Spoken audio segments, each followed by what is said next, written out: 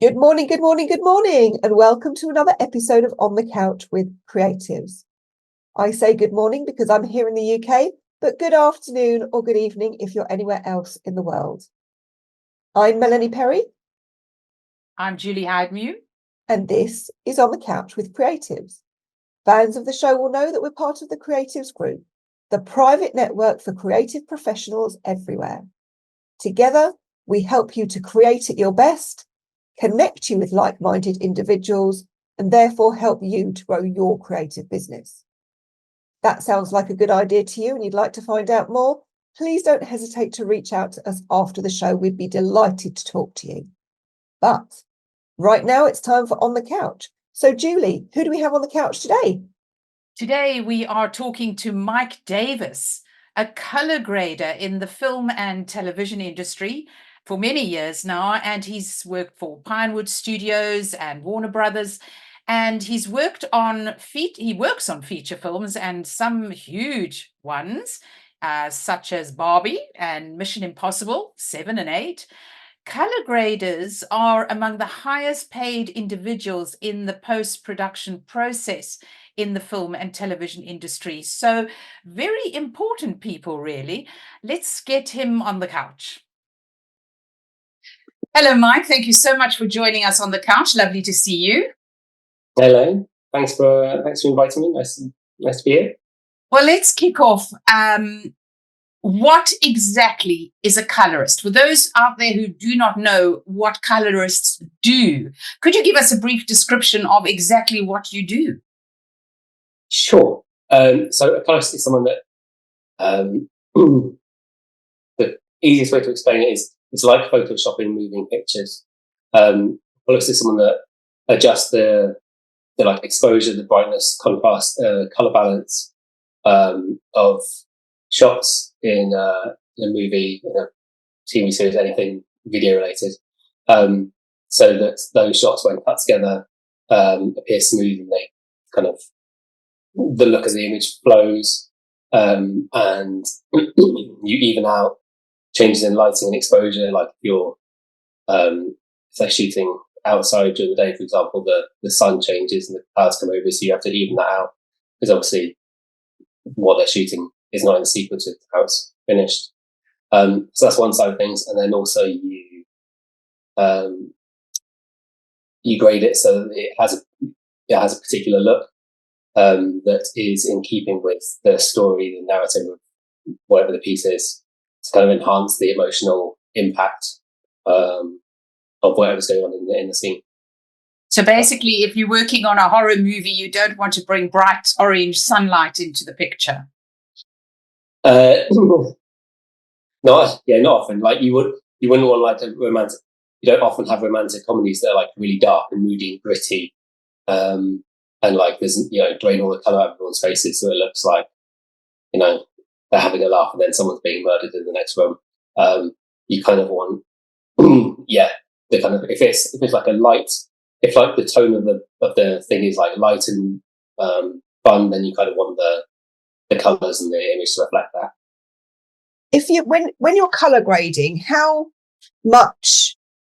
Because obviously when you're on set, you have lighting experts who are kind of lighting the mood and making it warm or cool or whatever. How much is that, and how much is your job as a grader to say right, you've got the raw footage which they've set all the lights up beautifully, blah, blah. What's the layer that you add on top of that? Is it just to make it to enhance the mood of the piece, or as you said, making sure, because I guess if you're in a room with lights and you've got, I can understand with a bit of natural daylight, you're going to combat the sun's going to move.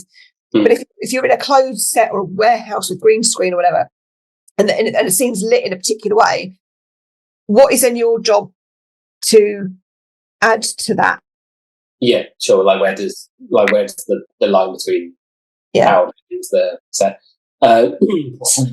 So there, in a way, the quick answer to that would be it depends how good everyone is, and how much of everything is planned in advance, how much can be done on set, how much there is a budget to do. So generally, the things, in my experience, the things that work best, the final colorist pretty much has to do the least on, because like 90-95% of the look is already there in the image to start with, and you're just like giving a polish and just helping the edit smooth out. But for example, majority of the work that I do is as a dailies colorist. So I work on large feature films, and they'll be shooting all day, and they have DOPs and camera crews and directors that are literally the best in the business doing it, and they've got all the budget to do all the kind of things they want to do. But there will be usually someone called a DOT on set, monitoring this and monitoring all the cameras and recording everything and overseeing certain things. But the conditions that they're watching stuff in are not usually ideal. They'll be in a tent on the set. It's all blacked out, so it's kind of ideal conditions. But they're also having to do like a million things to check that all the cameras are actually at the correct ISO and exposure and balance and stuff. But they don't have the time and the ability to like compare what they're shooting right now with what they were shooting like 6 hours ago, and how those levels like exactly compare. So even things that are like shot amazingly well, and the lighting is such that you wouldn't want to veer too much away from what it looks like in the first place. There's still like discrepancies between slate 22B and slate 22H, which is shot a few hours later, because they're not constantly monitoring everything. And so in that evening, that's my job to make sure those things are all leveled out, and that's before it's even cut together. So yeah, and other times when stuff just really doesn't have the budget, it doesn't have the budget to have like lights and 4 people on a camera crew and people monitoring all this stuff, then you have a bit more work to do. Like something like a documentary, for example, where the sources have just called from all over the place, like half of your archive. There's a lot more threading that and funneling it down to how you want it to look.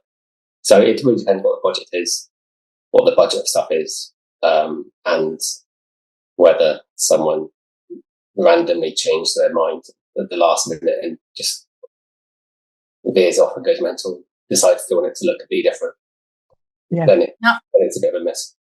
Now, obviously, we live in the digital age, so you work on a computer with software, correct? Yes. Now, what did Colourist do before? Well, so when I started doing this line of work, most films are still shot on film, and film is still used now. And when I started doing this, digital cameras were started to be used more and more, but they didn't look great. And everyone was like, "Oh, everything's digital now. It's going to be a lot simpler. It's going to be a lot easier because you can just see it straight off the camera." And what actually happened is, because you kind of could do something, then people expected everything. So the same image had to go from like a camera to both a mobile phone and an IMAX screen the size of like a building. So everything actually got a lot more complicated. But in terms of the grading bit, what used to happen was it was all done photochemically. So the colours were adjusted in a lab, and the decisions were made based on essentially how long the film was going through certain baths. So if you expose it for a certain amount of time in this, then it would shift in one stop at one point in a red or blue direction. So the decisions were, you were a lot more limited with what you could do, because all you could really do was shift the ratio between the red, the green, and the blue, and like the overall exposure. And that's what's these days and then is using something called printer lights, because you would be like, right, I want 2 points more of green, 1 point less blue, and that was pretty much all you could do. So yeah, now everything's digital. You can tweak things as much as you want, and you can nerd out as much as you want. Which it must have been very laborious, because they would have had to do that physically, one frame at a time. Oh no, it's still like so there was still a degree of like it wasn't file based, but it was all done on. Well, you still like kind of scan things through a machine, but like for example, the cinematographer, the film would get shot during the day, and it was only really the cinematographer that had a vague idea of really like what it was going to look like. So the film would be shot, then it would go through a film lab and be processed like old school film used to, and still is. But yeah, the film would go through the lab, and then there used to be someone like doing my job, working overnight in a lab doing that process, and then that would get prints would be made of that, and those prints would be shown like the next morning or next evening after wrap, and that was the colours would be the first person who would actually see the image, and so they would you print the selects, and that would be printed onto film, and that would be screened like in the theatre the next day, and that's the first time that anyone would see on set what they'd actually shot the day before. Wow. And these days, as you say, I mean, you can get lost in colour because you can have pretty much anything. When you get into the nitty gritty now in packages like with Adobe, you have got a million different settings for colour, let alone everything else. You've got the hue, the saturation, the this, the RGB, and then you've got lovely little colour wheels and graphs and wavy lines and spectral meters and blah, blah. How in the hell do you actually decide, right, it's that and it's that and it's that? Because sometimes when I look at things, I can lose days just fiddling about with it. And then I'll come back to it the next day and think, no, I don't like it. How do you, obviously you must have a good eye to say, right, that's going to match and that's going to match. And I've got the colours in my head and I know the codes of what I'm going to use. Yes, there are about 8 or 9 million ways that you can mess stuff up. Yeah, there's some setting for everything, and it's tiring. I think out of those 9 million ways to mess things up, I've probably found most of them to be popular. Yeah, there's it can be a very complicated chain, and you kind of just have to get used to that. Like how did you decide? 10 years ago, there was like when there was TV, there was like when there was like 4 channels and all this kind of stuff. There was like 1 frame rate in this country for TV, and then 1 for film, and everything just like there was 1 size for like SCTV, and just everything was much more simplified. In terms of all the color settings, though, yes, it's like as soon as something can be done, then there's a whole lot of settings over there to do that. So it can feel like just a complete assault of like, what does this stuff do? In terms of grading it, the different people are different, but the way that I was taught and the way I kind of currently think is that once you've got like a control surface, a panel in front of you, you kind of just have to use these like 3 trackballs largely, is what I use, and you kind of just have to feel your way around it. So you kind of nudge the colours in all various directions and the brightnesses in various different directions, and you kind of see what fits and what suits. Some people do, for some insane reason, still like to kind of get a pen or a mouse and control all the sliders individually, or try and do things like, I'm going to take this down from 40% to 32%, and just some people have a much more technical approach to it where things are either right or wrong. That's not really how my brain works. But yeah, there are, if anyone's like interested in grading, then I would encourage them to get a panel, like just a small, relatively cheap one, quite quickly, because if I just get, I've got one, like a little one here on my desk, I can show you. Oh, So something like this, which see that? Yeah. Ooh. Yeah. So you've got these 3 little rings and 3 little balls here. And so like if you do that, that can be the equivalent of doing like 8 different sliders. So if you're just kind of constantly nudging all these things around, then you're essentially changing about, 14 different settings every time you touch it. Wow. So you kind of just get a feel for it, is the short and unhelpful answer. How did you decide then when, that this was what you wanted to be? When people talk about films, normally it's, I'm going to be an actor, I'm going to be a director, I'm going to be a producer, I'm going to be a cameraman. How did you come into, right, I'm going to be a colour grader and I'm going to make this stuff look fantastic? How did you make that decision? Well, I thought of that yesterday, actually. So I used to like films a lot when I was younger. And as a kind of like escapism thing, really. But I did a degree in film and video technology, which seemed interesting at the time when I applied. But it was like a mix of like kind of creative and technical stuff, which suited my brain and interests. And I remember quite vividly. I remember this. We had a series of seminars in our 3rd year at university that were given by the person that at the time I think was the head of training for Kodak. And it was like these 3 1-hour just talks about the industry and just stuff within it. And at one point, in one of them, he said like, and yes, and then this is, I think he was talking about the photochemical process, like stuff going through a lab. He was like, yes, and then there's then it goes to a person called a colorist. And what they do is, it's quite an antisocial job because they work at night. But they kind of change all the colours and the exposure, like the picture of stuff, and just it's quite a complicated job. You have to be quite clever, but it's also quite creative. And it's also paid quite well, and all those things. I was just like, what's this?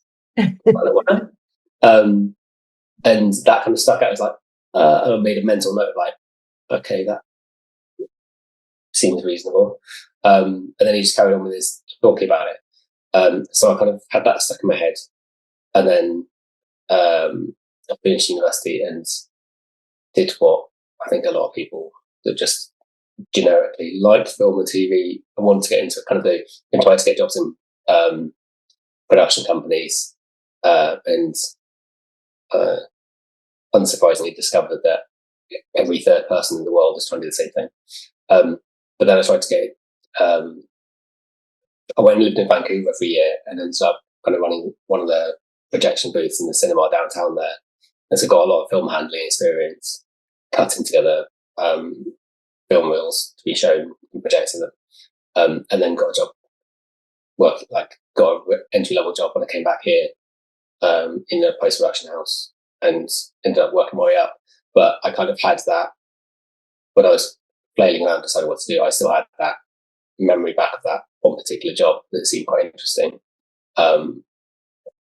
So that's kind of how I gravitated towards it. And then it's a lot easier when you've got like a particular thing in mind to steer yourself towards it.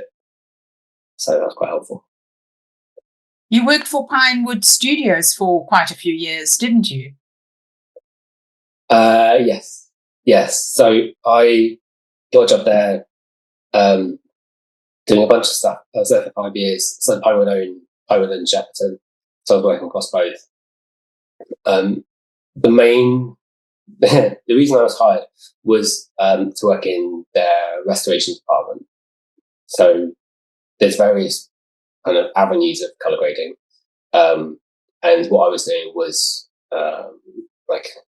we were restoring old films, essentially things like Blu-ray, and for like people like the BFI have like massive back catalogues of film snippets and newsreel and stuff, and just films going back for the best part of 100 years, over 100 years. Wow.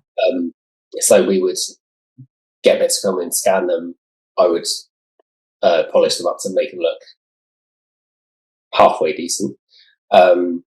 And yeah, I must have done over like 100 old films, some more memorable titles like Waterworld and A Fish Called Wanda.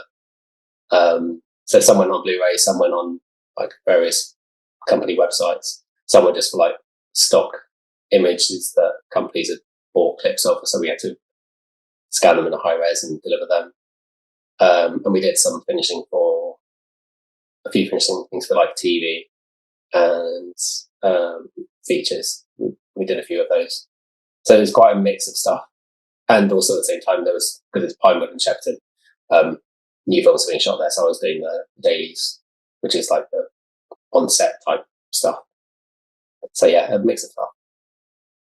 What films have you worked on recently? I mean, currently I'm in the middle of doing Mission Impossible 8. Wow. Which, Can you believe it? so yeah, I've been doing a 7 and 8. I took over a 7 like halfway through. I mean, they started shooting that in February 2020, so it's been going a while. That, and I did the previous one, so Fallout, I did. And I'm also doing Venom 3 at the moment. What's the plan? I've been involved in various Star Wars films like Rogue One and the Han Solo spin-off. Yeah, a bunch, like Jason Bourne, Assassin's Creed I did. I did Wonka, I did Barbie, forgot about that. Of Barbie. Did the Flash that came out last year. Did you have to add in a lot of pink? No, I had to do very little on that. So I was days getting that. That was already quite pink. I had to do very little on that because that was shot amazingly well. And the DFU is like insanely nice. Rodrigo, he's wicked. Everyone was working on that actually. They would like come into the screenings every Wednesday, and yeah, like everyone was really nice. It was like my favourite or second favourite film to work on, just because everyone's so nice and everyone was just so happy all the time. Now, when you work on films like this, and sometimes these films are wrapped up under heavy security, do you have to sign NDAs because you're one of the first people to see these films, to see the rushes, really? Yeah, sort of. I mean, like, yes. I mean, like, officially, yes, of course. Yeah, yes, you're meant to sign NDAs, but a lot of people don't get around to it. But I think if anyone asks that, oh yeah, I signed it. Yeah. But yeah, like some are more strict than others. But I think there's kind of once you get to a certain level that like no one's stupid enough to be mentioning plot points or who's in this or like taking photos of on set, or you just wouldn't do it because it's just, that would be insane. I worked somewhere where, like years back, I worked somewhere where one of the assistants like uploaded a full working copy of one of the films to like a Russian streaming website, and it, like overnight, and like the studio found out about this, and because of the upload and stuff, they managed to trace it. Like they found out the IP from the computer it came from, and they managed to trace it back to the edit suite that it was uploaded from and the time. And so it was like so that was your suite. And it was just like, right. So essentially overnight, this person just disappeared from the company and was ejected from the industry and was told, like, if you ever apply for anything again, I mean, this is what I've kind of heard, like, if you ever apply for anything in this industry again, the studio will come after you for all the financial costs that what you've done has incurred, which will bankrupt you forever. So, like, you just don't do it. Yeah, there has to be a level of trust. Absolutely. Yeah, because if you're like, if everyone's constantly monitoring everything, then it creates that atmosphere that people can't get work done. It's just, yeah, I think if anyone even starts doing anything stupid, then like they would just be, pushed off site fairly quickly. Ejected very forcibly and very quickly. They just get it's a multi-billion-dollar industry. You're not going to put a project that you've invested millions and millions and millions of pounds in at risk, are you? And in these days, as you said, you'd have to be pretty bloody stupid because it's all digital. It's like, master criminals do get found eventually because everything online is traceable. Even stuff in the dark web now is traceable. There are police teams who monitor the dark web and people that think you can get away with stuff. It will catch up with you in some way. You will have an IP address. You will leave a digital imprint somewhere. Footprints everywhere. Yeah, there's metadata and everything. There's like part of the one of the challenges and one of the challenges and benefits of everything being so complicated is that there has to be metadata tracking everything throughout the chain. So you can do that. So yeah, like if you do anything silly with it, then it's like, just why? Yes. Like people spend so long trying to get in the industry that to do something that jeopardizes it, it's just like, well, you kind of deserve to be kicked out if you're doing that. So what would your top tips be for people who are entering the industry or are already in the industry? What are your 3 top tips? I think, well, the first one would be like if you're starting out and you're like trying to get volunteer jobs and assistant jobs, would be no matter how like small a job you're given to do, or a small task you're given to do, just do absolutely everything well and quickly and efficiently and without pissing people off. Like, which it sounds like something you can completely take for granted, but yeah, throughout my time I've seen so many people that like it's their first day, they turn up like late and they just kind of moan about stuff, and they'll be asked to like take this thing and give it to that person, and halfway along the way they'll just like stop and get chatting to someone, and then like they'll get a message on their phone, so they'll be like just standing there for a few minutes, and it's like all you had to do was take this book and put it on that shelf, and you managed to just you managed to do it in such a way that someone had to intervene, and that kind of you can tell the people that are actually going to go fairly far very smoothly because they just do fairly basic tasks quite well, and you're only going to be given something more with more responsibility if you've just proven that you can do something that like anyone can do without ruffling feathers and without causing a scene. So that'd be one. Basic just basic competence would be one, which is overlooked. Number 2, what I put. So another thing is that it is actually much more than most, where quite a lot of it's about who you know and connections and contacts and networking and stuff. And yes, there is like an element of like that person's that one's son, so they get that job, and there is an element of that. But at the same time, that yes, it's about who you know. So you can either like if you don't know anyone in it or don't happen to be from a family directors, then you can either whine about how unfair it is, or you can just actually start contacting people and networking, and you can do things to make those connections and just to help out. And it takes time and can be a bit of a pain, but in my experience, there's more often than not like a reason why people hire people they know and trust, and based on personal recommendations. Like if you take an example of like a film crew is out, on a hillside in like February on the outskirts of Glasgow, it's like it's pissing down with rain, everyone's cold, everyone's freezing, everyone's been there for like 12 hours. They want someone that they know can just, if someone's asked to do this thing, then it will just get done. And because they've done it before and people vouch for them. like they just need people that they can get on with. They know they can get on with. So if like the next project comes up, they'll be like, okay, well, I liked working with that person, so I'm going to hire them, and they like working with that person. So that's kind of why it works. There's a slight element of risk aversion, but people just want to work with the people they like and trust. And if no one knows you, then they don't really have much reason to hire you. And it's not fair compared to other jobs where you just apply and you're,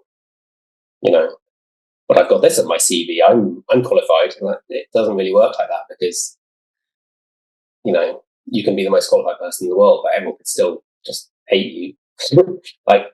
So that's why. So yeah, I would advise just finding people that are in it and networking and just try and get your way in by being nice and competent and helpful, essentially. Third one is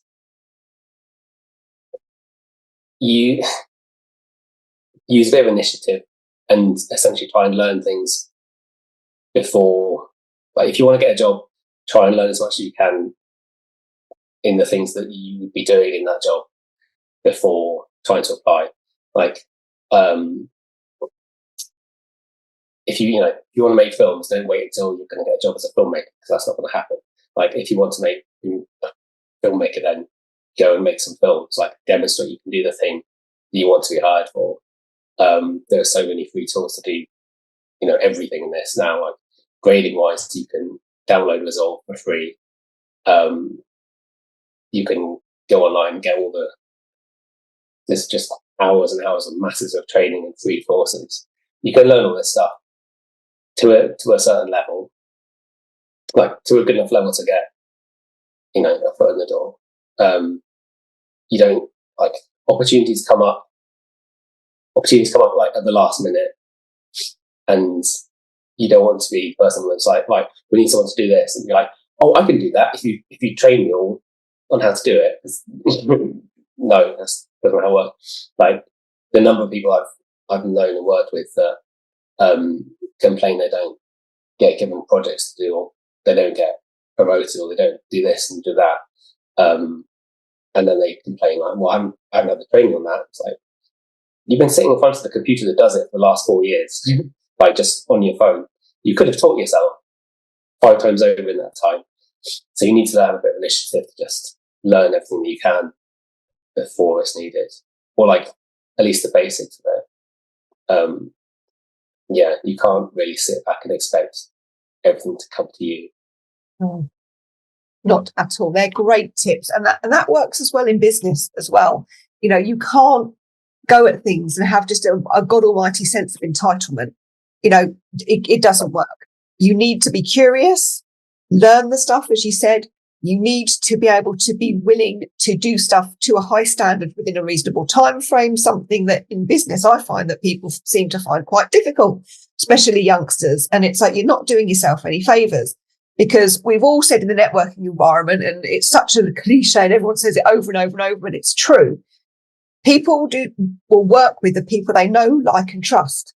To get to the know, like, and trust, you have to demonstrate that you're likable and that people can trust you, so that you are displaying a level of competence, even if it is, as you said, somebody saying, go put this book on that shelf, go and get that person a coffee. Shit, I've forgotten my mobile from my office. Can you go get it? Because I need it now.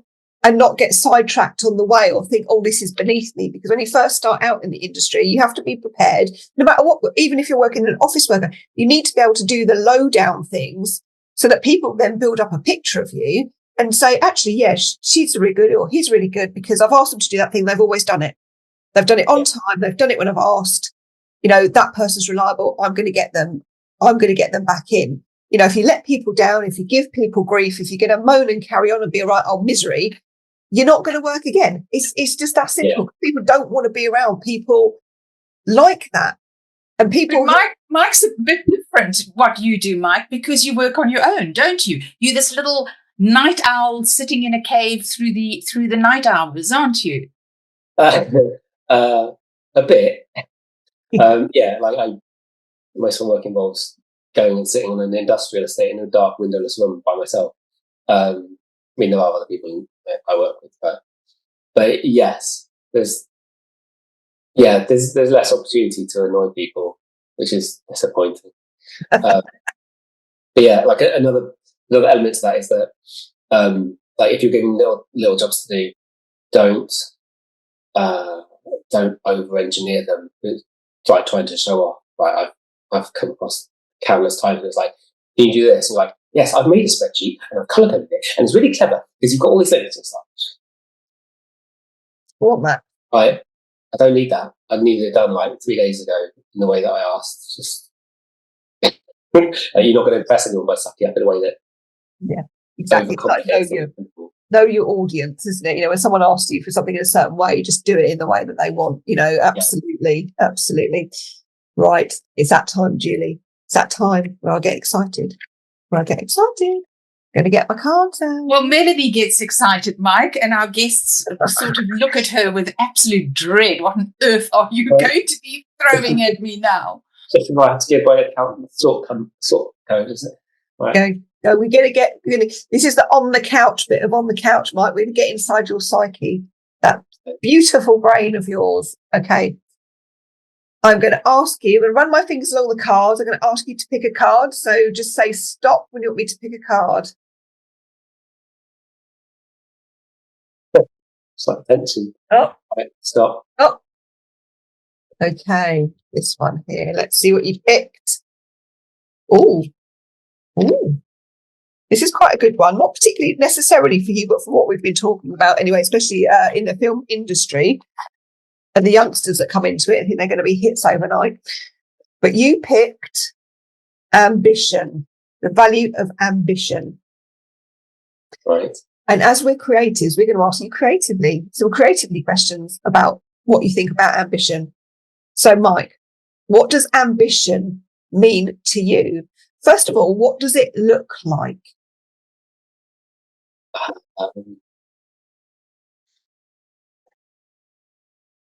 In practice, I'd say like effort.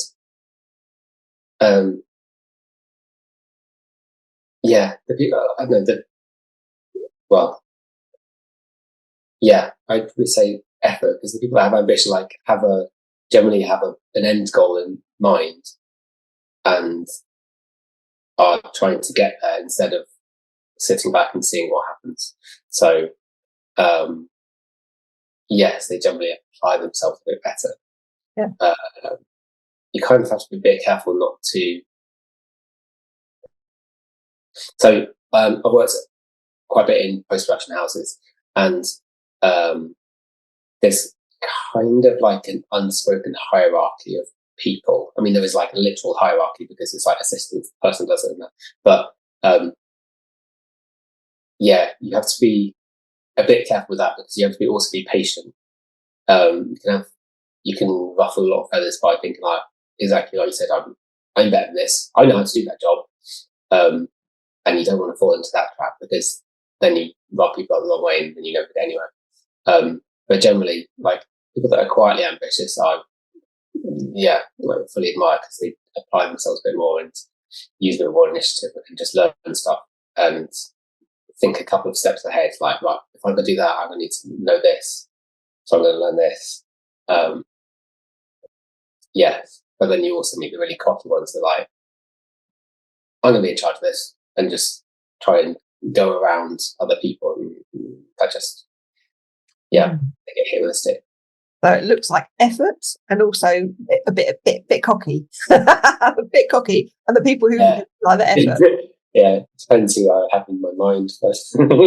If ambition was a feeling, what do you think it would feel like? Rage. Rage. I don't know. Ambition.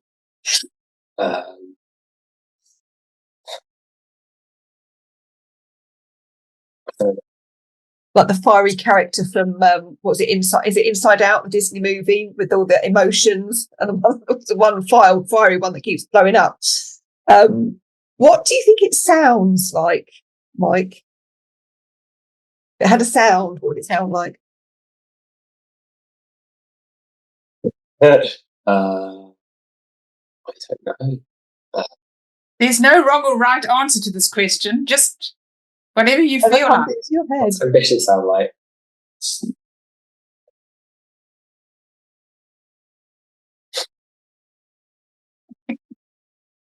You've stumped him, Julie. I was just thinking, we've stumped him. I have no idea. I'm going to ask another question now. But the thing is, we're talking to a colorist, aren't we? So So what is that? What sound has colour got is it? nothing to do. Oh, yeah, no one cares about sound. Sound's rubbish. Pictures, mate. Just pictures. What colour is it? What colour is that? Ambition, red. Red. Red, because it's like You know. passion. Like, it's Passion, yeah. drive. Yeah, red. Adrenaline. Wonderful. Well, Mike, it's been wonderful talking to you and finding out what you do. It's something that people don't think about when they think about producing movies, that there are all these tiny little nitty-gritty jobs that need to be done in the production of a film. And it's been very interesting talking to you. Thank you very much for joining us. It's all right. You're welcome. It's been fun. Yeah, I've been doing this for like 10, 15 years. My family still don't understand what I do, so it's not. Yeah. It's such an essential part of film. You know, it's there are so many parts to making a film look great. You know, so many millions of people that are involved to make that happen. And it has been an absolute delight to find out more about the technical side of film and how it gets to be that polished, wonderful version when it hits everybody's screens. I've found it thoroughly fascinating. So yes, indeed. Thank you. Again, another guest that I could talk forever and ever and ever. And thank you to our viewers for tuning in today. Thank you to Julie for joining me on the couch. But until next time, we'll see you.